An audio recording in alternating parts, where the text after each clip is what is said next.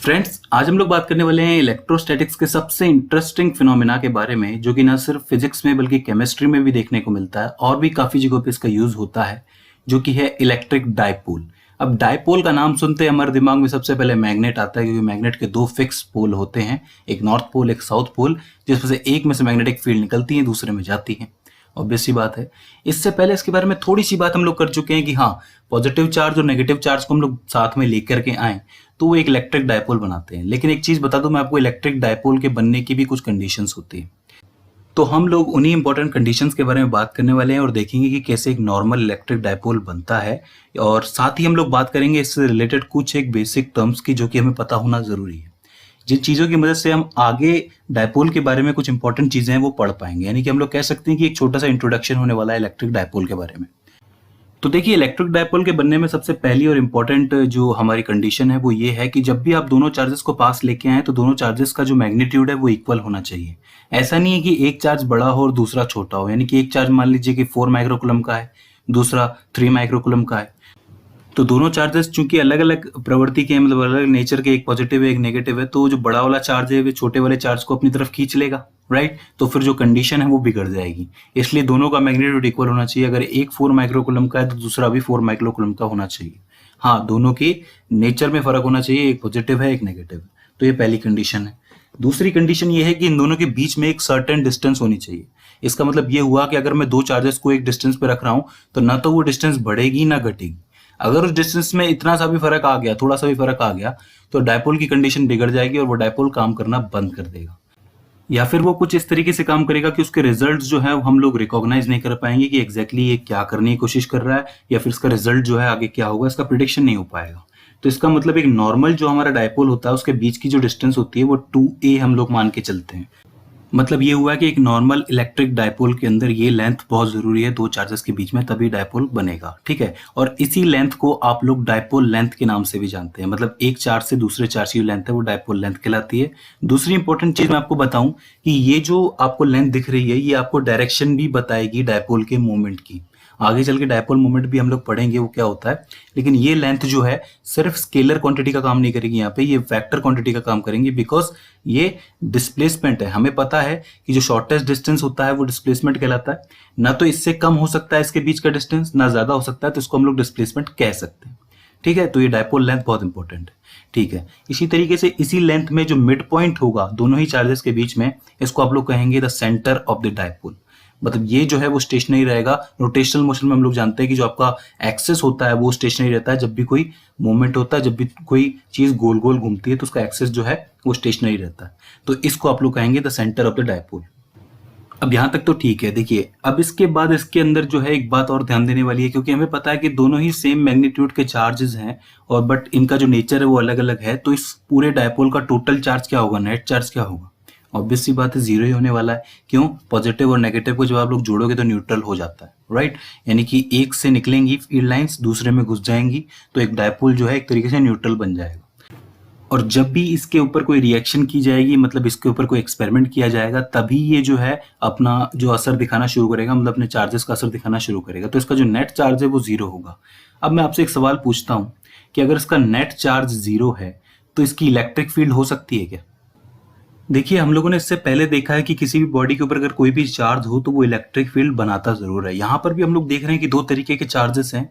मानता हूं कि ये दोनों मिलके एक दूसरे को न्यूट्रल करेंगे, लेकिन चार्जेस तो हैं, राइट। यानी कि अपनी अपनी इलेक्ट्रिक फील्ड तो बनाएंगे। तो मैं आपको बता दूं कि जब इन दोनों चार्जेस को पास लाया गया और डायपोल बनाया गया, तो होता यह है कि बहुत सी फील्ड जो है एक दूसरे में मिल जाती हैं, जुड़ जाती हैं, जिसको आप लोग सुपर पोजिशन का प्रिंसिपल भी कहते हैं। यहाँ पर क्या होता है, वेव्स जो है वो आपस में मिल जाती हैं, भले ही इनका असर कम हो जाता हो, मतलब कहीं कंस्ट्रक्टिव होती हो कहीं डिस्ट्रक्टिव होती हो, बट इलेक्ट्रिक फील्ड की जो वैल्यू है वो होती जरूर है। वहीं अगर आप इन दोनों चार्जेस को अपने आप से बहुत दूर ले जाएंगे तो वो इलेक्ट्रिक फील्ड की वैल्यू बिल्कुल जीरो हो जाएगी। मतलब डायपोल की इलेक्ट्रिक फील्ड की वैल्यू बिल्कुल जीरो हो जाएगी। मतलब हमें तभी तो इस चीज को एक सेपरेट डिस्टेंस पे रखा हुआ है, एक सर्टेन डिस्टेंस के ऊपर रखा हुआ है ना, ठीक है। तो भले ही कम सही, लेकिन इलेक्ट्रिक फील्ड होती जरूर है, और वही बाकी सारी रिएक्शंस पर भी असर डालती है, ठीक है।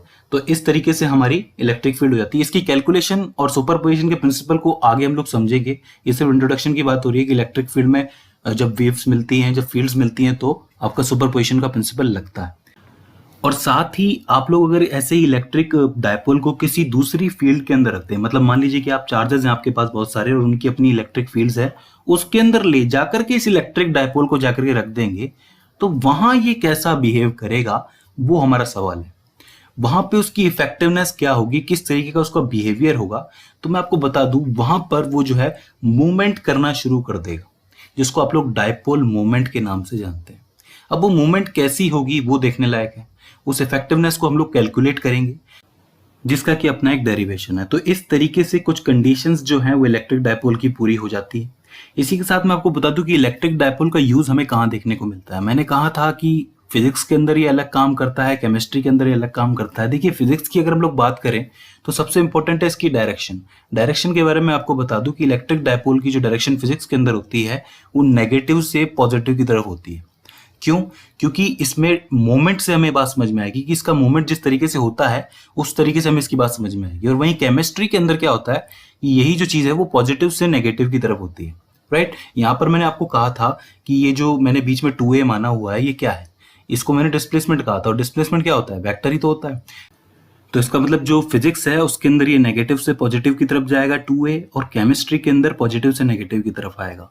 फिजिक्स के अंदर तो हम लोग इसे इलेक्ट्रिक डायपोल की मूवमेंट में समझ लेंगे, और केमिस्ट्री के अंदर जो है उसमें कुछ रिएक्शन से हम लोग इस चीज को समझ सकते हैं। राइट? जैसे कि बहुत सारे एलिमेंट होते हैं, जैसे कि HCl हो गया, H2O हो गया। वहां पर क्या होता है कि एक पॉजिटिव और एक नेगेटिव जो है आपस में आकर के जुड़ जाते हैं कुछ इस तरीके से और एक डायपोल बनाते हैं। राइट? तो अब वो चीज आप लोग फिजिक्स के नजरिए से देख रहे हो या केमिस्ट्री के नजरिए से देख रहे हो, तो वहां पे डायरेक्शन जो है वो चेंज होती रहेगी।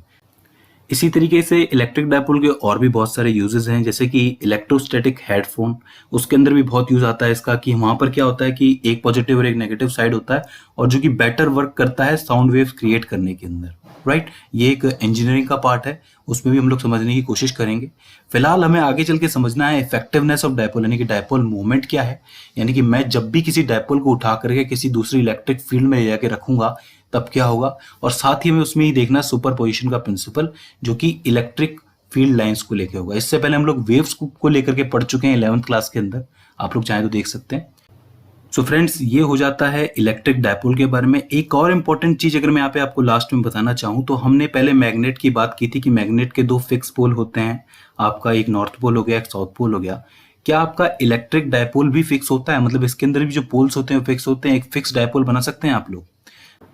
तो इसका जवाब हाँ है, क्योंकि 1960s के अंदर साइंटिस्ट ने ऐसा ही कुछ किया था कि कुछ इंसुलेटर्स, जैसे कि वैक्स होता है, उसको जो है पिघलाया था, मतलब वैक्स को जो है पिघलाया और उसके अंदर बहुत सारा हाई वोल्टेज दिया, जिसकी वजह से क्या हुआ कि उसके जो एटम्स है वो पोलराइज्ड हो गए। और जब वो सॉलिड हुआ, मतलब उसको सुखाने के बाद जब वो सॉलिड हो गया, तो हमारे हाथ में जो आया उसे आप लोग इलेक्ट्रेट के नाम से जानते हैं। इलेक्ट्रेट एक फिक्स, एक कांस्टेंट इलेक्ट्रिक डायपोल होता है, जैसे कि मैग्नेट, वो इलेक्ट्रिसिटी में काम आता है और उसका ही यूज आप लोग कई सारे इक्विपमेंट में करते हैं।